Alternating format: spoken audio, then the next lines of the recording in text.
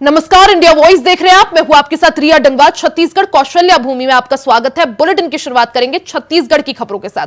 खबर रायपुर से है, जहां अमृतकाल छत्तीसगढ़ विजन @2047 को लेकर राज्य नीति आयोग में स्टेयरिंग कमेटी की बैठक आयोजित की गई और विजन डॉक्यूमेंट तैयार करने के कार्य में तेजी लाने के अधिकारियों को निर्देश भी दिए गए। बता दें कि स्टेयरिंग कमेटी बैठक में छत्तीसगढ़ शासन के अपर मुख्य सचिव धर्मस्व विभाग सुब्रत साहू, गृह और जेल मनोज पिंगुआ और वन और जलवायु परिवर्तन ऋचा शर्मा, मुख्यमंत्री के सचिव पी दयानंद और बसवराज एस सहित सभी विभागों के भारसाधक सचिव और विभागाध्यक्ष, राज्य नीति आयोग के सलाहकार सहित दूसरे पदाधिकारी शामिल हुए। साथ ही आपको बता दें कि अमृतकाल छत्तीसगढ़ विजन @2047 संबंधित विजन डॉक्यूमेंट तैयार किए जाने का कार्य किया जा रहा है। तो वहीं छत्तीसगढ़ के वित्त मंत्री ओपी चौधरी और विधानसभा बजट सत्र में की गई घोषणा अनुसार राज्य शासन द्वारा आगामी राज्य स्थापना दिवस 1 नवंबर 2024 को राज्य का विजन डॉक्यूमेंट जारी किया जाएगा।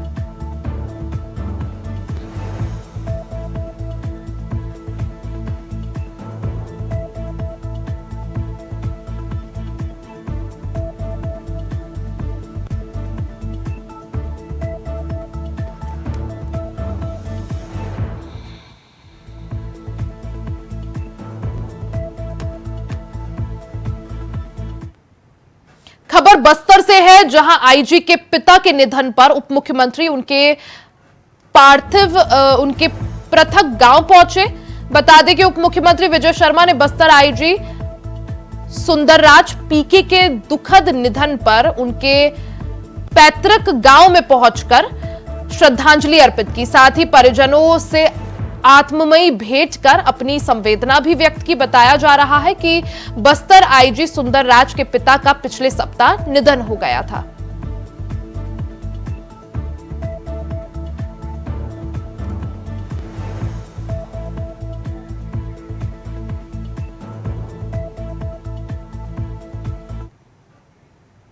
सीधे आपको उत्तर प्रदेश के मिर्जापुर लिए चलते हैं, जहां मुख्यमंत्री योगी आदित्यनाथ लाइव हैं। क्या कुछ कह रहे हैं, आपको सुनवाते हैं। आपका स्वागत करता हूं।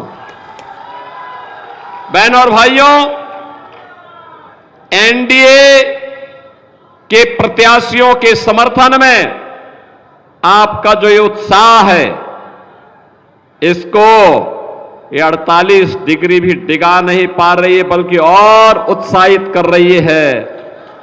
मैं इसके लिए आपके द्वारा जो पसीना बहाया जा रहा है, बहनों और भाइयों, इसका आभार यहां पर आपकी आकांक्षाओं के अनुरूप विकास कार्य करके भारतीय जनता पार्टी और एनडीए की सरकार आपको रिटर्न करेगी। और इसी के लिए, आपको आश्वस्त करने के लिए आज मुझे यहां पर आपके बीच में आना पड़ा है। बहनों और भाइयों, आपने अच्छी जगह 2014 में वोट दिया, अच्छा जनप्रतिनिधि चुना। आज हमारा मिर्जापुर भी विकास की दौड़ में सरपट बुलेट ट्रेन की स्पीड से दौड़ रहा है। आज हमारे मिर्जापुर में क्या नहीं है, क्या नहीं है। इस भीषण गर्मी में कभी ये क्षेत्र पानी की एक एक बूंद के लिए तरसता था। आज हर घर नल की योजना क्रियान्वित हो रही है और आप देखना बहुत शीघ्र जल की समस्या का स्थायी समाधान इस पूरे क्षेत्र में हो चुका होगा। बहनों और भाइयों, मिर्जापुर में मेडिकल कॉलेज होगा, ये कल्पना थी, ये कल्पना थी 14 के पहले। आज आपके पास अपना मेडिकल कॉलेज है और अगले वर्ष तो हम विश्वविद्यालय का उद्घाटन करने भी आएंगे, तो मिर्जापुर के पास अपना विश्वविद्यालय भी होगा। हमारे यहां का नौजवान, मुझे याद है जब यहां का नौजवान पढ़ने के लिए जाता था, चाहे वह हमारे यशस्वी रक्षा मंत्री माननीय श्री राजनाथ सिंह जी हो, चाहे भारतीय जनता पार्टी के राष्ट्रीय महासचिव अरुण सिंह जी हो, इन सबको मिर्जापुर के बाहर जाना पड़ा था। कोई गोरखपुर में, कोई इलाहाबाद में, कोई लखनऊ में, कोई दिल्ली में, कोई मुंबई में, कोई बेंगलुरु में, कोई रिश्तेदार के पास, कोई अपने छात्रावास में रह करके पढ़ने के लिए जाता था। साधन के अभाव थे, तब भी मेहनत करके पढ़ते थे। और अब तो हमारा मिर्जापुर कह पाएगा हमारे पास में विश्वविद्यालय है और हमारे रिश्तेदार हमारे घर में आकर के डिग्री लें, अच्छी डिग्री लें। बहनों और भाइयों, बेहतर कनेक्टिविटी रोड की हो या रेल की, या मां विंध्यवासिनी के त्रिकोण में रोपवे के लिए कार्य करना हो, या बहुत शीघ्र वाटरवे की सुविधा के माध्यम से सीधे कोलकाता और हल्दिया को जोड़ने के लिए प्रयागराज, मिर्जापुर, वाराणसी होते हुए, बलिया होते हुए सीधे हल्दिया तक की कनेक्टिविटी।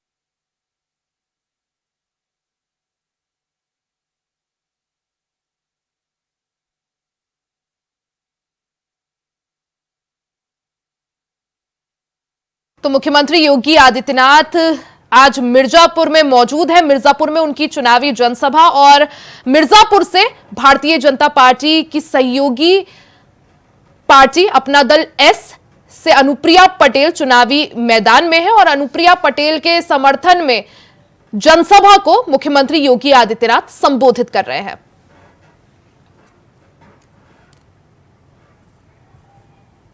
अब बात छत्तीसगढ़ की कर लेते हैं। छत्तीसगढ़ से नक्सलवाद खत्म करने को लेकर डिप्टी सीएम ने विपक्ष के साथ मिलकर काम करने का अनुरोध किया था, जिस पर पीसीसी चीफ दीपक बैज ने विजय शर्मा को लेटर भेजा, जिसमें उन्होंने लिखा कि जज की निगरानी में नक्सली मुठभेड़ की जांच कराई जाए, जिस पर बीजेपी प्रदेश महामंत्री संजय श्रीवास्तव ने कांग्रेस पर तंज कसा। उन्होंने कहा कि दीपक बैज शांति और भरोसे की बात कांग्रेस कम से कम ना ही करे तो बेहतर है। सामंतवादी सोच के साथ बस्तर राजा प्रवीण चंद्र देव की हत्या करके कांग्रेस ने आदिवासियों का जो विश्वास तोड़ा था, बस्तर अभी ये भूला नहीं है। साथ ही संजय श्रीवास्तव ने आगे कहा कि बस्तर की ज्यादातर समस्याओं की जड़ कांग्रेस ही है।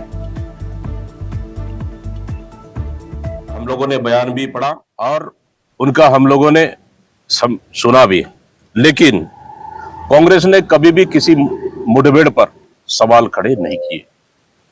सवाल खड़े वहां के ग्रामीणों ने किए।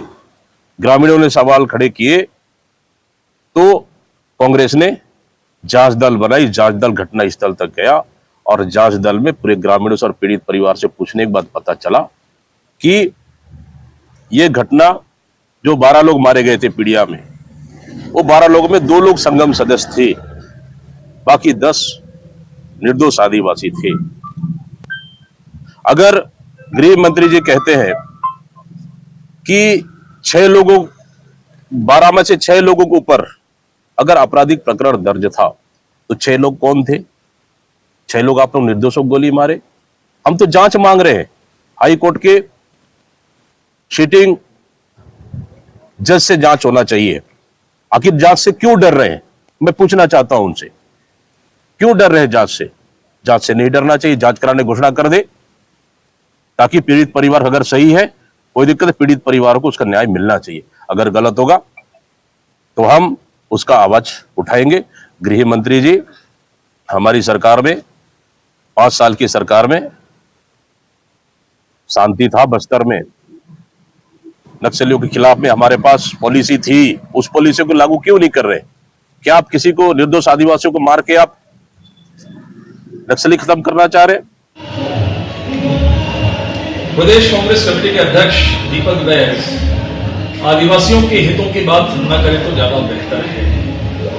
कांग्रेस शासनकाल में राजा प्रवीण चंद्र भंजदेव की हत्या और उसके पश्चात कांग्रेस शासनकाल में नक्सलियों के कार्यों का विस्तार जिस तरीके से हुआ है, ये बहुत स्पष्ट दिखाई देता है कि कांग्रेस के शासन में ही नक्सल गतिविधियां फली फूली हैं। भारतीय जनता पार्टी ने विकास के माध्यम से बस्तर के क्षेत्र से लेकर नक्सली क्षेत्रों के अंदर में विकास के कामों को किए हैं और नक्सलियों को हौसले तोड़ने का काम किया है। और मुझे ऐसा लगता है कि भूपेश बघेल की सरकार का कृत्य ही ऐसा था कि बस्तर के आदिवासी समुदाय में वहां पर 12 की 12 सीटें भाजपा को दी और 12 में से 8 सीटें भाजपा को दी और सरगुजा जो आदिवासी ट्राइबल क्षेत्र है वहां 14 सीटों पर कांग्रेस को पराजय का सामना करना पड़ा। खबर रायपुर से है, जहां लॉरेंस गैंग के पकड़े गए 4 शूटरों से पूछताछ में पुलिस ने बड़ा खुलासा किया है। आरोपी रायपुर और रायगढ़ में लंबी रेकी के बाद हत्या की साजिश रच रहे थे। कुख्यात गैंगस्टर लॉरेंस बिश्नोई और अमन साफ गैंग के पकड़े गए 4 शूटर्स और गुर्गे के मोबाइल की जांच के दौरान चौंकाने वाला खुलासा हुआ है। पूछताछ में बताया कि राजस्थान के पप्पू सिंह के मोबाइल पर मलेशिया से लॉरेंस गैंग का काम संभाल रहे मयंक सिंह का चैट मिला। मयंक ने पप्पू को रायपुर के अलावा रायगढ़ में भी एक कारोबारी को मारने की सुपारी दी थी। उसने मैसेज में लिखा है कि सोमवार सुबह 10 बजे रायपुर में टारगेट लगाना है। साथ ही लिखा था कि रायपुर के कारोबारी पर पूरा मैगजीन खाली करना है और गुरुवार को रायगढ़ में फिर एक को ठोकना है।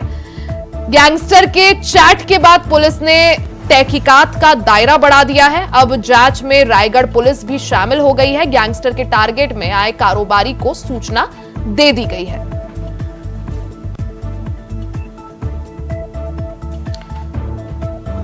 खबर पर ज्यादा जानकारी के लिए मनोज शुक्ला हमारे साथ लाइव जुड़ गए हैं। मनोज, जिस तरह से ये बड़ी कार्रवाई यहां पर पुलिस ने की और लॉरेंस गैंग के 4 शूटर्स को दबोचा है, क्या जानकारी, क्या अपडेट?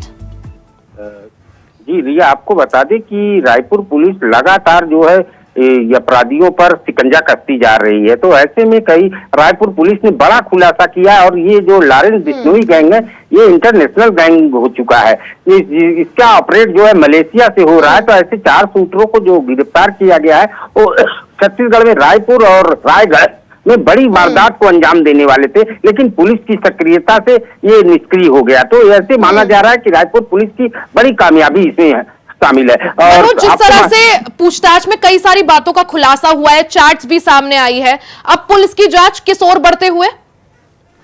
जी जी बिल्कुल रिया, आपको बता दे रिया कि इसमें रायपुर समेत रायगढ़ के कारोबारी शामिल हैं, जिसको इन लोगों के द्वारा पहले से भी धमकी दिया जा रहा था और करोड़ों की डिमांड इनसे वसूली के रूप में जो है इनसे मांगने का प्रयास किया जा रहा है। और सबसे महत्वपूर्ण बात इसमें सामने ये खुलासा पुलिस ने किया है कि ये सब मामला मेल के जरिए सब किया जा रहा था और छत्तीसगढ़ में एक डर, लॉरेंस बिश्नोई का एक डर बनाने की प्रक्रिया को ये लोग अंजाम देने की फिराक में थे। तो ऐसा माना जा रहा है कि ये बड़ी वारदात जो है रायपुर पुलिस की सावधानी से चली है। जी मनोज, अब इस पूरे मामले में कड़ियां कहां तक जाते हुए, कहां तक जुड़ते हुए और पुलिस के रडार में अब और कौन कौन? जी रिया, आपको बता दें कि जो ये पुलिस द्वारा खुलासा हुआ है ये 4 शूटरों से इनकी पूछताछ के दौरान, तो इसमें जो है कई राज्य इसमें शामिल है, झारखंड है, राजस्थान है। तो इनके लॉरेंस बिश्नोई की गुर्गे ये चारों तरफ फैले हुए हैं। तो इसलिए अब पुलिस को थोड़ा सा मशक्कत जरूर करनी पड़ेगी, लेकिन पुलिस पूरी तरह से सक्रियता के साथ अपनी ड्यूटी को निभा रही। तो ऐसे में माना जा रहा है कि लॉरेंस बिश्नोई गैंग के पकड़ जो है जल्द ही पुलिस के हाथ में चढ़ेंगे। जी, यानी पुलिस के हाथ में अभी और भी कई सारे लोगों की जो है कमान आने वाली है। पुलिस और भी कार्रवाई करते हुए कई और को दबोच सकती है। आप नजर बनाए रखें। बहुत बहुत शुक्रिया जानकारी के लिए।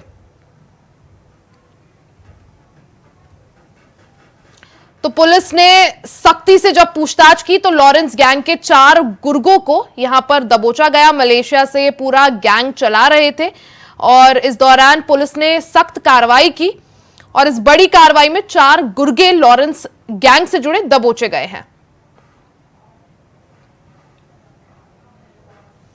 वहीं छत्तीसगढ़ में बेमेतरा बारूद फैक्ट्री ब्लास्ट मामले में भूपेश बघेल की प्रतिक्रिया सामने आई है, जहां उन्होंने सोशल मीडिया एक्स पर पोस्ट कर सरकार पर जमकर निशाने साधे और कई सवाल उठाए। उन्होंने लिखा कि बेमेतरा ब्लास्ट किसकी गारंटी और किसके सुशासन में गुनहगारों को संरक्षण दिया जा रहा है? साथ ही उन्होंने सवाल पूछा कि सत्ता के किस करीबी को बचाने का प्रयास किया जा रहा है? जवाब तो देना ही होगा। 48 घंटे बाद भी घटना की अब तक एफआईआर दर्ज आखिर क्यों नहीं हुई? क्या प्रशासन ने फैक्ट्री प्रबंधन से पूछा है कि घटना वाले दिन कितने मजदूर वहां काम कर रहे थे? अब तक कितने मजदूर लापता हैं? क्योंकि प्रशासन के 8 लोगों के दावे को तो ग्रामीण नकार रहे हैं। इस दिल दहलाने वाली घटना में मृतकों के शरीर के चीथड़े उड़ गए हैं। शरीर के अंगों को पॉलिथीन में जमा करके डीएनए जांच के लिए भेजा गया है। लेकिन इतने भयावह मंजर और हादसे के बाद अब तक आखिर इस मामले में एफआईआर दर्ज क्यों नहीं हुई? सवालों के जवाब तो देने ही होंगे, ऐसा भूपेश बघेल ने लिखा है। मनोज शुक्ला हमारे साथ लगातार बने हुए हैं। मनोज, जिस तरह से बेमेतरा बारूद फैक्ट्री ब्लास्ट को लेकर अब सियासत भी गर्मा गई है, भूपेश बघेल ने कई तरह के सवाल यहां पर उठाए हैं, क्या जानकारी इसको लेकर?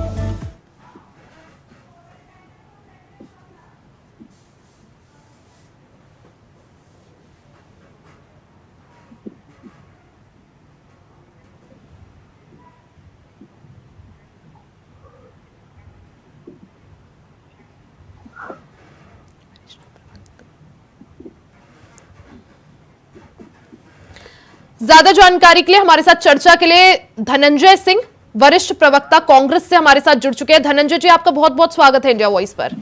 नमस्कार धनंजय जी, जिस तरह से ये पूरा मामला सामने आया, ब्लास्ट जिसमें फैक्ट्री में हुआ, बेमेतरा बारूद फैक्ट्री में ब्लास्ट हो जाता है, उसके बाद अब सियासत भी एक तरफ गरमाई हुई है, लेकिन कई तरह के सवाल कांग्रेस जो है यहाँ पर उठा रही है। देखिए, निश्चित तौर पर एक भयावह हादसा हुआ है बेमेतरा जिला की बारूद फैक्ट्री में। उसमें दर्जनों से अधिक लोगों की मृत्यु की बात सामने आ रही है, कई लोगों की घायल होने की बात आ रही है। और जिस प्रकार से हादसा के बाद जो प्रशासन की लापरवाही दिख रही है, अभी तक फैक्ट्री ऑनर के खिलाफ कोई एफआईआर दर्ज नहीं किया गया है। और जो 8 जो लोग जिनको लापता बता रहे हैं, एक और प्रशासन उनको लापता बता रहे हैं, दूसरी ओर बम ब्लास्टिंग के बाद वहां से जो शरीर के अंगों के अवशेष मिले हैं और उसके बाद उसे डीएनए टेस्ट कराने की बात कर रहे हैं, तो कहीं ना कहीं स्पष्ट हो गया है कि राज्य की सरकार इस पूरे मामले को लीपापोती करने में लगी हुई है। क्योंकि सुनाई पड़ा है कि जो फैक्ट्री के मालिक हैं वो भारतीय जनता पार्टी के पूर्व मुख्यमंत्री के दामाद है और राज्य में भारतीय जनता पार्टी की सरकार है। इसलिए इस प्रकार से इसमें लीपापोती किया जा रहा है, ढिलाई बरती जा रही है और ग्रामीण लगातार वो आंदोलन कर रहे हैं। विपक्ष भी आवाज उठा रहा है कि जो जिम्मेदार जो लोग हैं उस पर कार्रवाई की जाए, लेकिन राज्य की भारतीय जनता पार्टी की सरकार अपने आदमी को बचाने में लगे हुए हैं। यानी धनंजय जी, जिस तरह से लगातार कांग्रेस इस मुद्दे को जो है पुरजोर तरीके से उठा रही है, क्या माना जाए आखिर हादसे की वजह क्या? और अगर वजह जिस तरह से सामने आ रही है तो आखिर क्यों कोई एक्शन नहीं लिया जा रहा है अब तक? क्या कहिएगा इस पर? निश्चित तौर पर एक बहुत बड़ी लापरवाही सामने आई है, बहुत बड़ी चूक जिला प्रशासन की हुई है। क्योंकि एक अखबार में मैं बेमेतरा जिला के एसडीएम का स्टेटमेंट पढ़ रहा था कि एक हफ्ता पहले वहां पे वो निरीक्षण के लिए गए हुए थे। तो निरीक्षण में वो क्या पाया गया? क्या वहां पे जो सुरक्षा के मापदंड है, क्या उसको फुलफिल कर रही थी फैक्ट्री? वहाँ पे जो मजदूर काम कर रहे थे, क्या उसके रजिस्टर में एंट्री थी? यहाँ पे जो बारूद फैक्ट्री का जो नाम थे, क्या उसको पालन किया जा रहा था? क्योंकि पता चला है कि उस फैक्ट्री को 50 एकड़ जमीन के लिए एनओसी दिया गया था, लेकिन 200 एकड़ फैक्ट्री बन रही थी। और अभी थाने में जो एफआईआर किया गया उसमें 8 जो मजदूर जिनकी शायद मृत्यु हो गई है उनको लापता बता रहे हैं। तो बहुत सारी लापरवाही सामने आ रहा है। पूरी तरीका से शायद सरकार जो है भाजपा के पूर्व मुख्यमंत्री के दामाद को बचाने में जुटी हुई है। धनंजय जी, जिस तरह से लगातार इस मामले को कांग्रेस जो है उठा रही है, यहाँ पर जो सत्ताधारी दल है भारतीय जनता पार्टी, उसकी तरफ से क्या कुछ कहना है? क्या कुछ प्रक्रियाएं सामने आ रही हैं? जो कांग्रेस जो मसला उठा रही है, क्या उस पर ध्यान दिया जा रहा है? कुछ एक्शन की बात सामने आई है? बिल्कुल कहीं कोई एक्शन की बात नहीं आ रही, बल्कि राज्य की भाजपा की सरकार इस पूरे मसले को लीपापोती करने की तैयारी कर रही, लीपापोती में जुटा हुआ है। भाजपा के जो पूर्व मुख्यमंत्री के दामाद है, जिसकी फैक्ट्री है, उसको बचाने में लगे हुए हैं और ग्रामीणों की आवाज को अनसुना किया जा रहा है, विपक्ष की आवाज को अनसुना किया जा रहा है। जो प्रशासनिक कार्रवाई होनी चाहिए वो भी नहीं दिख रहा है।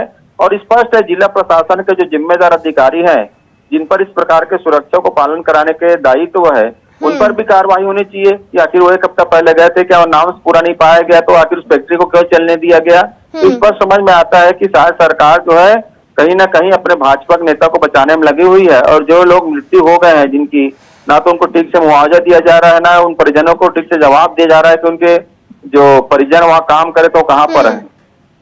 ठीक है धनंजय जी, बहुत बहुत शुक्रिया आपका हमारे साथ जुड़ने के लिए, समय देने के लिए। तो मनोज हमारे साथ लगातार बने हुए। मनोज, जिस तरह से विपक्ष पूरी तरह से इस मसले को लेकर, इस ब्लास्ट को लेकर जो है आवाज उठा रही है, वहीं सत्ताधारी दल भारतीय जनता पार्टी का इस दौरान क्या कुछ कहना है? जिस तरह से विपक्ष कह रहा है कि इस मामले में अब तक एफआईआर आखिर क्यों नहीं हुई, तो सवाल कई सारे हैं और जवाब आखिर क्या?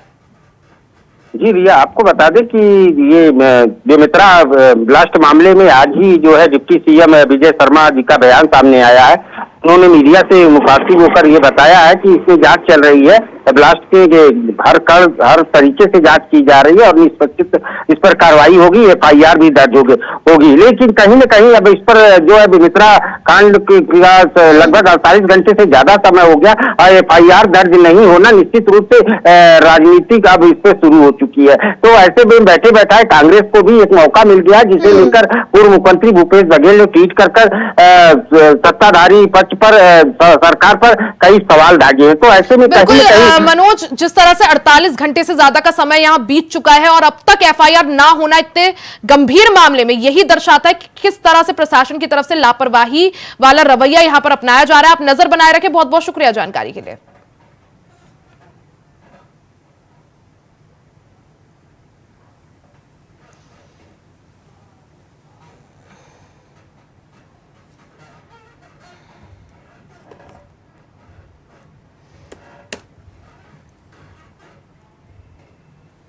खबर धमतरी से है, जहां एचडीएफसी बैंक के फरार बैंक मैनेजर को पुलिस ने गिरफ्तार कर लिया है। बता दें कि कुछ दिनों पहले कुरूद एचडीएफसी बैंक में करोड़ों के गबन का मामला सामने आया था, जिसमें आवेदक पीयूष राठौर ने शाखा प्रबंधक एचडीएफसी बैंक के खिलाफ रिपोर्ट दर्ज कराई थी। साथ ही आरोप लगाया था कि शाखा प्रबंधक श्रीकांत टेनेटी और उसके सहयोगियों ने मिलकर बैंक की संपत्ति का दुरुपयोग किया है।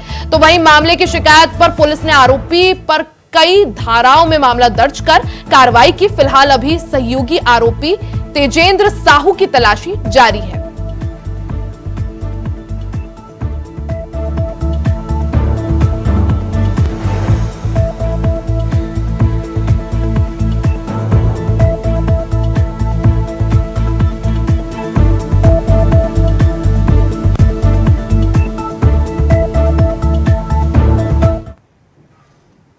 खबर डोंगरगढ़ से है, जहां लोकसभा चुनाव का दौर अभी थमा नहीं है कि दूसरी सियासी उठापटक का दौर शुरू हो गया है। नगर पालिका परिषद डोंगरगढ़ में अध्यक्ष पद के लिए बीजेपी के 14 पार्षदों ने अविश्वास प्रस्ताव लाने की तैयारी पूरी कर ली है। बीते दिनों मुडुपार की सभा में सीएम विष्णुदेव साय के सामने डोंगरगढ़ के 2 निर्दलीय पार्षदों ने बीजेपी का दामन थामा था। तब से ही डोंगरगढ़ की शहर सरकार पर खतरा मंडराया हुआ है। जानकारी के मुताबिक बीजेपी के पार्षद दल ने नगर पालिका अध्यक्ष सुदेश मेश्राम के ऊपर कमीशनखोरी और भ्रष्टाचार के गंभीर आरोप लगा चुके हैं। इसी कड़ी में अब अविश्वास प्रस्ताव लाया जा रहा है। बता दें कि 24 वार्डों वाली नगर पालिका परिषद डोंगरगढ़ में भारतीय जनता पार्टी के पास कुल 14 पार्षद है। वहीं दूसरी ओर कांग्रेस पार्टी के पास 10 में से 1 पार्षद की मौत के बाद अब 9 पार्षद ही बचे हैं। ऐसे में प्राथमिक रूप से बीजेपी डोंगरगढ़ में शहर सरकार बनाने में सक्षम है। अब देखने वाली बात यह है कि इसी साल में नगरीय निकाय चुनाव होने वाले हैं। ऐसे में परिस्थिति में क्या प्रशासन इस पद को खुद संभालेगी या फिर चुनाव करवाकर अध्यक्ष की कमान भारतीय जनता पार्टी को देगी?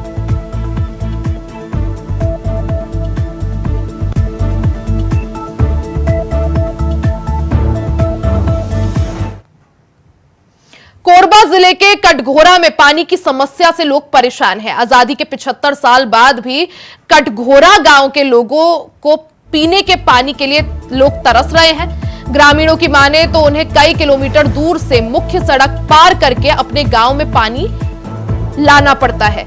जहां इंडिया वॉइस की टीम ने ग्राउंड जीरो पर पहुंचकर लोगों की समस्या को जाना। जनप्रतिनिधियों का आलम यह है कि वो हर 5 साल बाद वोट मांगने जरूर जाते हैं और पानी की समस्या दूर करने का वादा भी करते हैं, लेकिन हकीकत नजर नहीं आती, जिससे कटघोरा के लोग बेहद परेशान हैं। अब सवाल यह है कि आखिर सबसे बड़ी समस्या का जवाब कौन देगा और इन महेशपुर वार्ड के लोगों को इस समस्या से निजात कब मिलेगी?